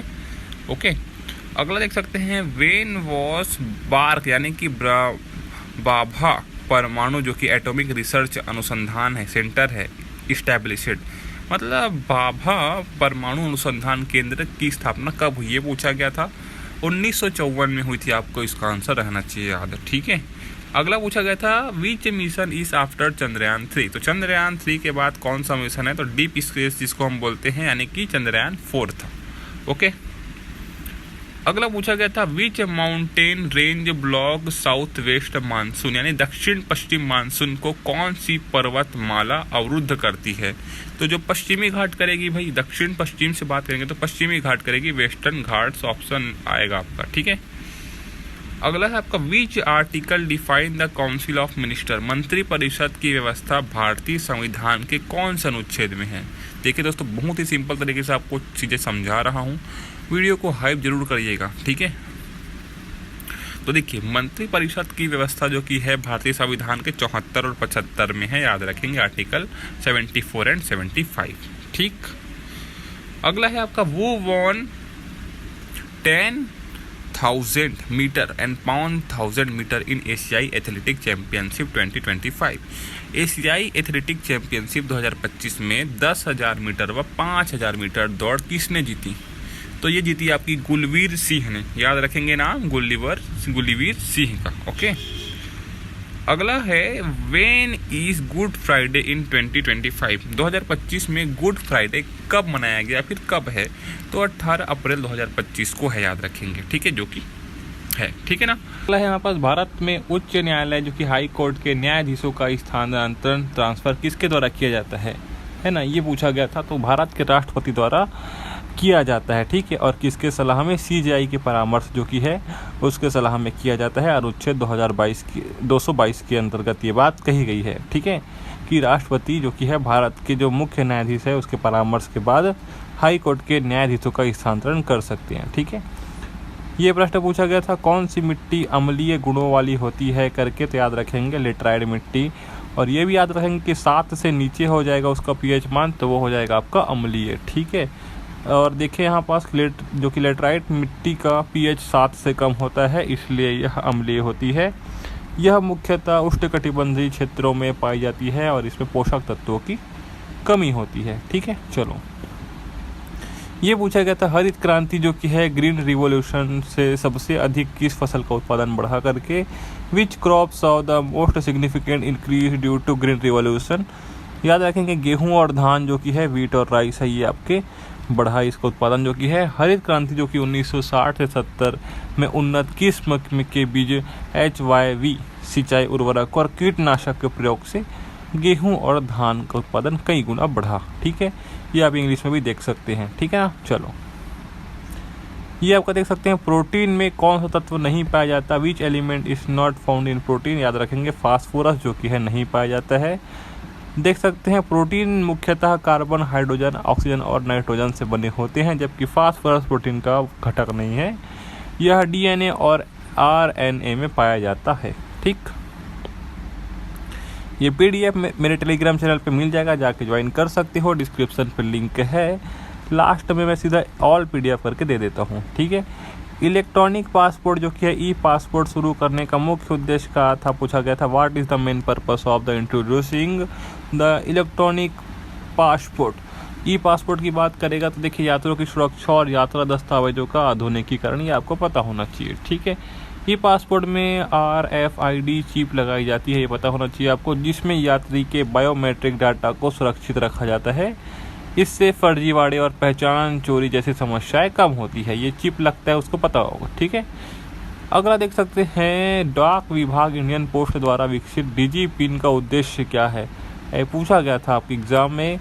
तो यहाँ पर देख सकते हैं देश को 4x4 ग्रिड में बांटकर सटीक लोकेशन पहचान और डिलीवरी में सुरक्षा या फिर डिलीवरी में सुधार की बात करेंगे, ठीक है ना। चलो, ये देख सकते हैं आप डिजिट पिन एक डिजिटल पिन कोड प्रणाली है जो पते को डिजिटल ग्रिड लोकेशन में बदल देती है। इससे पार्सल और पत्र की डिलीवरी में आसानी होती है, ठीक है। ये किसके बारे में कही गई है? डिजिट पिन जो कि इंडियन पोस्ट जो कि होता है उसके बारे में, ठीक है। ये पूछा गया था भारत में न्यायाधीशों की नियुक्ति किस प्रणाली के तहत होती है, आपको पता होना चाहिए। अंडर विच सिस्टम आर जज अपॉइंटमेंट इन इंडिया। तो याद रखेंगे कॉलेजियम प्रणाली जो कि होती है उसके अंतर्गत होती है। ये 100% पूछा गया था आपके एग्जाम में, याद रखेंगे। यहाँ पर देख सकते हैं 2015 में सुप्रीम कोर्ट ने NJAC national judicial appointment commission को असंवैधानिक घोषित किया और कॉलेजियम प्रणाली को बनाए रखा। इसमें सुप्रीम कोर्ट के वरिष्ठ न्यायाधीश नियुक्ति की सिफारिश करते हैं, ठीक है। ये इंग्लिश में भी है, इसको पढ़ सकते हैं आप। चलिए, अगला था सूचना का अधिकार अधिनियम RTI एक्ट 2005 किन किन संस्थाओं पर लागू होता है। टू राइट टू इन्फॉर्मेशन जो कि है एक्ट है वो अप्लाइज टू विच बॉडीज को पूछा गया है, सभी सार्वजनिक प्राधिकरण पर यानी कि पब्लिक अथॉरिटीज़ पर लागू होता है, ऑल पब्लिक अथॉरिटीज़ पर लागू होता है, ठीक है। यहाँ पास ये देख सकते हैं RTI एक्ट सरकार द्वारा स्थापित सभी संस्थाओं पर लागू होता है, जैसे संसद, राज्य विधानसभा, विधानमंडल, सरकारी फंडिंग प्राप्त करने वाले NGOs पर, ओके। ये था कि पिट्स इंडिया एक्ट कब लागू हुआ और इसका उद्देश्य क्या था, पूछा गया था। When was the Pitt's India act introduced and what was it's purpose, ठीक है। तो 1784 में ईस्ट इंडिया कंपनी पर नियंत्रण के लिए इसको लागू किया गया था, पिट्स इंडिया एक्ट को, ओके। चलो, दिल्ली विधानसभा चुनाव 2025 में बीजेपी ने कितनी सीटें जीती, ये पूछा गया था। How many seat did BJP win in the Delhi assembly election 2025। ये देख सकते हैं 48 सीटें जीती। 48 सीट जीतकर किसको जो मिला, मुख्यमंत्री कौन बनी, रेखा गुप्ता बनी। ठीक है, यहाँ पर देख सकते हैं। फरवरी 2025 में दिल्ली की 70 सीटों पर चुनाव हुए। 8 फरवरी को नतीजे आए और बीजेपी ने 48 सीट जीतकर बहुमत हासिल किया और रेखा गुप्ता जो कि है मुख्यमंत्री बनी। क्लियर है यहाँ तक। The Delhi assembly election were held in February 2025 for 70 seat. Result were declared on 8th February with BJP winning 48 seat, securing majority. Rekha Gupta became the Chief Minister of Delhi. Clear, ये पूछा गया था। ये तो simple प्रश्न था आपके लिए। IPL 2025 में 700 रन बनाने वाला सबसे युवा खिलाड़ी कौन था? वो was the youngest player to score 700 runs in IPL 2025। याद रखेंगे कौन था? साई सुदर्शन। ये कहाँ, कौन से टीम से खेल रहा था? तो गुजरात टाइटंस से। IPL 2025 में 700 रन बनाने वाला सबसे युवा खिलाड़ी साई सुदर्शन थे। उन्होंने 23 साल की उम्र में यह उपलब्धि हासिल की थी। ठीक है, देख सकते हैं Sai Sudharsan created history by becoming the youngest player to score 700 run in IPL 2025 was Sai Sudharsan. He achieved this feat at the age of 23।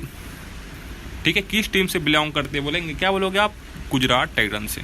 ठीक है, कौन सा मिसाइल सिस्टम हवाई जहाज, मिसाइल और ड्रोन को इंटरसेप्ट करने में सक्षम है? मतलब which missile system is capable of intercepting aircraft, missile and drone. तो ये है आपका रूस का S-400, ये S-400 सिस्टम जो कि है रसिया जो कि है S-400, S-400 सिस्टम। ठीक है, हिंदी जो में क्या देख सकते हैं कि भारत ने मई 2025 में पाकिस्तान के ड्रोन और मिसाइल हमले को रोकने के लिए S-400 का सफल उपयोग किया।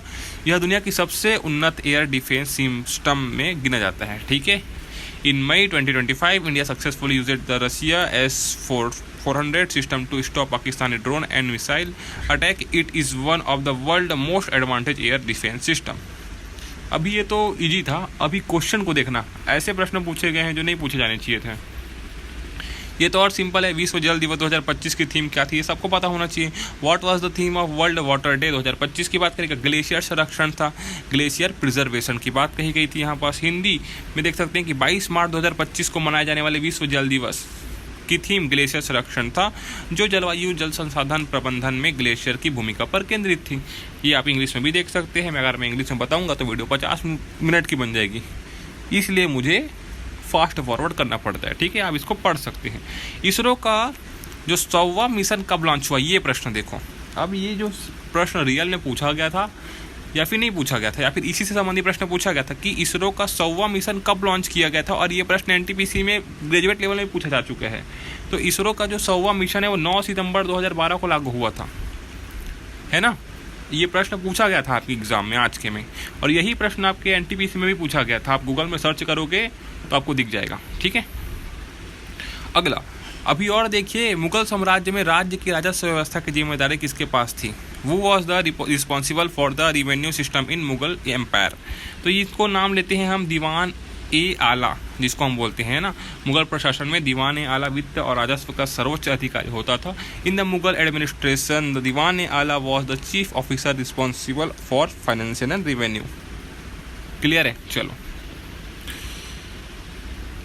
1991 के आर्थिक सुधार में भारत को वित्तीय सहायता किस संस्था से मिली? अब बताइए, 1991 का आप याद रखोगे अभी के टाइम में? Which institutional provided financial assistance to India during the 1991 economic reforms? अब बताओ ये क्या प्रश्न है? तो अंतर्राष्ट्रीय मुद्रा कोष IMF जो की है ना, 1991 में गंभीर आर्थिक संकट के समय IMF ने भारत को सहायता दी। PM नरसिम्हा राव और वित्त मंत्री मनमोहन सिंह ने LPG लिबरेशन, प्राइवेटाइजेशन और ग्लोबलाइजेशन लागू किया। ठीक है, उदारीकरण, निजीकरण और वैश्वीकरण। ये आप इंग्लिश में भी पढ़ सकते हैं, जो मैंने आपको बता दिया है।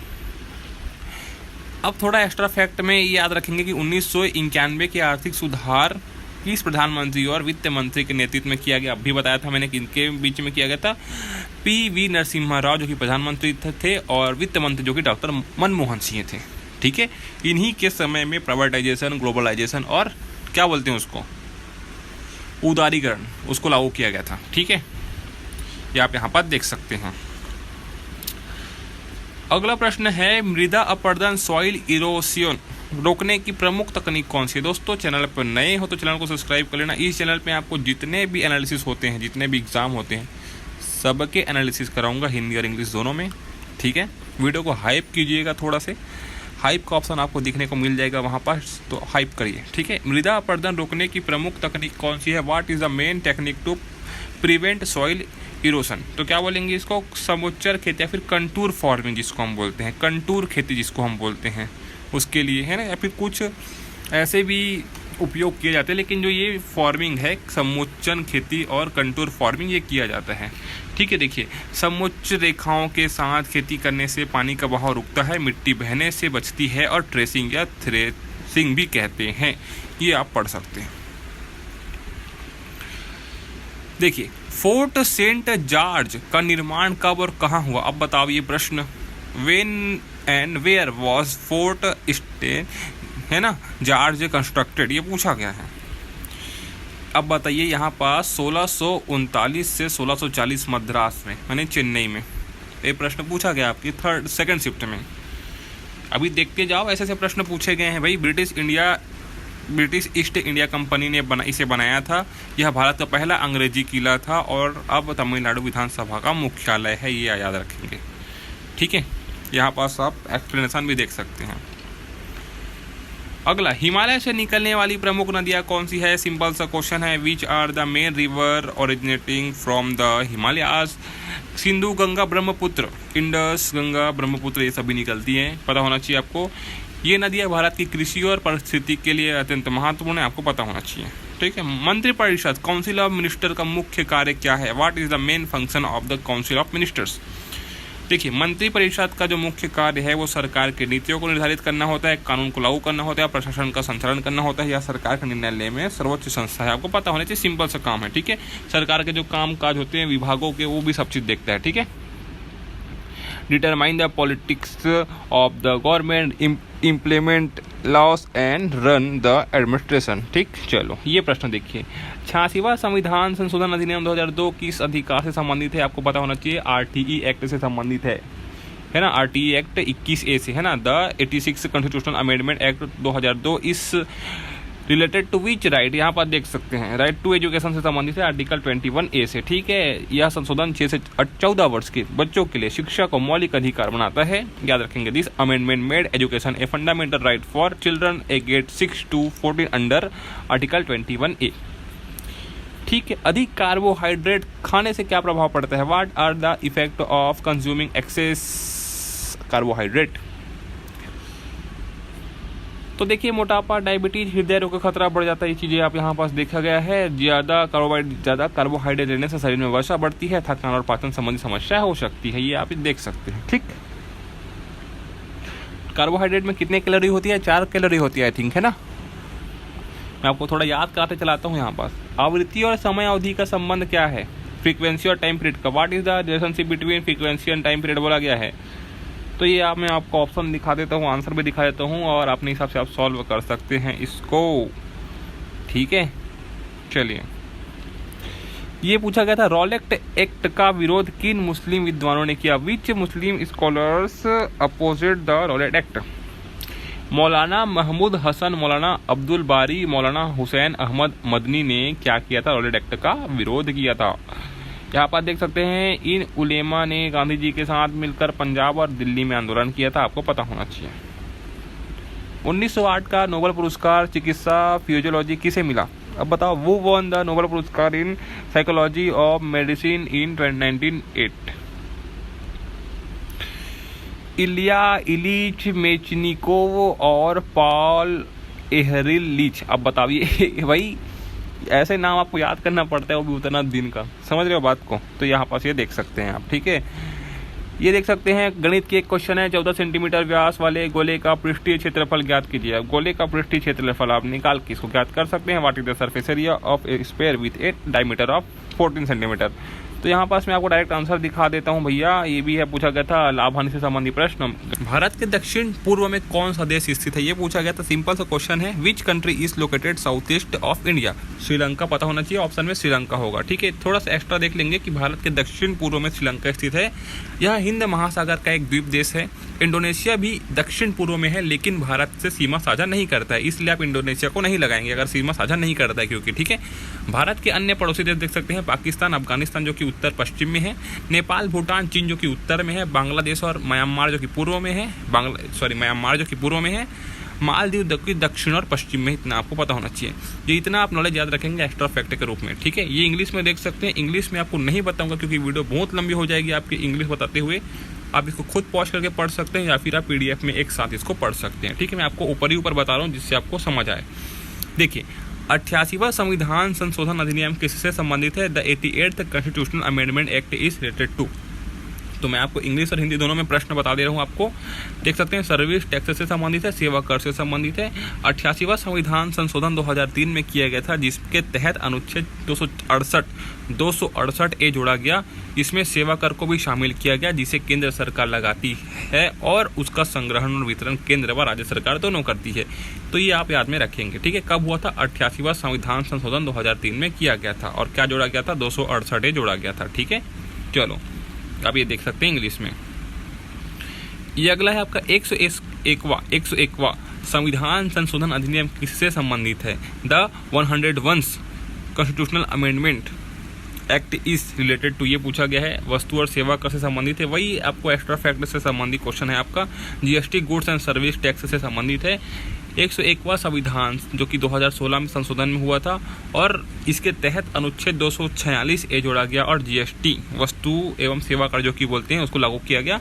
GST 3 प्रकार की होती है, CGST हो गया, SGST हो गया, IGST हो गया, आपको पता होना चाहिए। ठीक है, ये आप यहाँ पर देख सकते हैं। अगला प्रश्न है, ऋषिकोंडा बीच कहाँ स्थित है? Where is the Rishikonda beach located? पूछा गया, आंध्र प्रदेश में स्थित है, आपको पता होना चाहिए। ठीक है, ऋषिकोंडा बीच जो कि आंध्र प्रदेश के विशाखापट्टनम के पास स्थित है, इसे 2020 में ब्लू फ्लैग सर्टिफिकेट मिला था। पूछ लेगा 2020 में ब्लू फ्लैग सर्टिफिकेट किसे मिला था, तो बोलेंगे ऋषिकोंडा बीच को, जो कि आंध्र प्रदेश में स्थित है। यह बीच साफ पानी और सुनहरी रेत के लिए प्रसिद्ध है। किसके लिए प्रसिद्ध है? साफ पानी और सुनहरी रेत के लिए प्रसिद्ध है, ये आप देख सकते हैं। ठीक है, चलो 180 डिग्री देशांतर रेखा को क्या कहा जाता है? What is the 180 degree longitude call it? क्या कहते हैं? अंतर्राष्ट्रीय तिथि रेखा, जिसको इंटरनेशनल डेट लाइन इसको हम बोलते हैं। 180 देशांतर रेखा को एंटी मेरिडियन या इंटरनेशनल डेट लाइन भी कहते हैं। यह पृथ्वी को पूर्व और पश्चिम गोलार्ध में बांटती है और तारीख बदलने का आधार है। कौन सा? 180 देशांतर रेखा। ठीक है, यह आप इंग्लिश में देख सकते हैं। जलियांवाला बाग हत्याकांड 1919 की जांच के लिए महात्मा गांधी ने किस समिति का गठन किया? देखिए, ऐसे प्रश्न पूछ रहे हैं आपके एग्जाम में। Which committee was formed by Mahatma Gandhi to investigate the Jallianwala Bagh massacre 1919, जो कि हुआ था कांग्रेस जांच समिति का गठन किया गया था। 13 अप्रैल 1919 को अमृतसर के जलियांवाला बाग में जनरल डायर ने निहत्थे लोगों पर क्या चलाई थी? गोलियां चलवाई थी। इसकी जांच के लिए महात्मा गांधी के नेतृत्व में कांग्रेस ने एक जांच समिति बनाई। इस घटना ने गांधी जी को गहराई से झकझोर दिया और इसके बाद उन्होंने असहयोग आंदोलन 1920 शुरू हुआ। तो इसमें भी याद रखेंगे एक्स्ट्रा फैक्ट में कि असहयोग जो आंदोलन है वो 1920 में हुआ था। ठीक है, चलो एक देख सकते हैं, poverty and unBritish rule in India पुस्तक किसने लिखी है? देखिए, अब पुस्तक से संबंधित प्रश्न पूछ रहे हैं दोस्तों, तो पुस्तक से संबंधित जो इंपॉर्टेंट प्रश्न बनते हैं उनको पढ़ के जाइए। ठीक है, इतने दिन तक नहीं पूछे थे, लेकिन अभी पूछ रहे हैं आपको। ठीक है, वो wrote the book poverty and unBritish rule in India. ठीक है, देख सकते हैं दादा भाई नौरोजी इसका सही आंसर हो जाएगा। तो मैं बोलूँगा कि आपको जो इंपॉर्टेंट बुक्स है उनको पढ़ के जाना। आज ही शिफ्ट में पूछा गया, इससे पहले आपको नहीं देखने को मिला है। ठीक है, देख सकते हैं यह पुस्तक 1901 में लिखी गई थी। दादा भाई नौरोजी ने इसमें ड्रेन ऑफ वेल्थ थ्योरी प्रस्तुत की, जिसमें बताया कि किस प्रकार ब्रिटिश शासक भारत की संपत्ति बाहर ले जा रहे हैं। नौरोजी को ग्रेट ओल्ड मैन ये पूछा गया था। ग्रेट ओल्ड मैन किसे कहा जाता है? तो दादा भाई नौरोजी को कहा जाता है, आपको पता होना चाहिए। वे कांग्रेस के 3 बार अध्यक्ष रहे हैं। ठीक है, मैं यहाँ पर जो भी जानकारी दूंगा 100% रियल रहेगा। जो मैं प्रश्न बताऊंगा वो रियल रहेगा, आप अच्छे से देख सकते हैं। फालतू चीज़ें बता के मैं क्या कर सकता हूँ बताइए। मालगुडी डे की कहानी के लेखक कौन है? ये पूछा गया। देखिए, who is the author of Malgudi day? R K Narayan याद रखेंगे। आर के नारायण जो कि है मालगुडी डे के लेखक है। देख सकते हैं एक्सप्लेनेशन की मालगुडी डे 1943 में प्रकाशित कहानियों का संग्रह है। यह काल्पनिक नगर मालगुडी पर आधारित है। आर के नारायण ने भारतीय समाज के दैनिक जीवन और उसकी सरलता को इसमें दर्शाया है।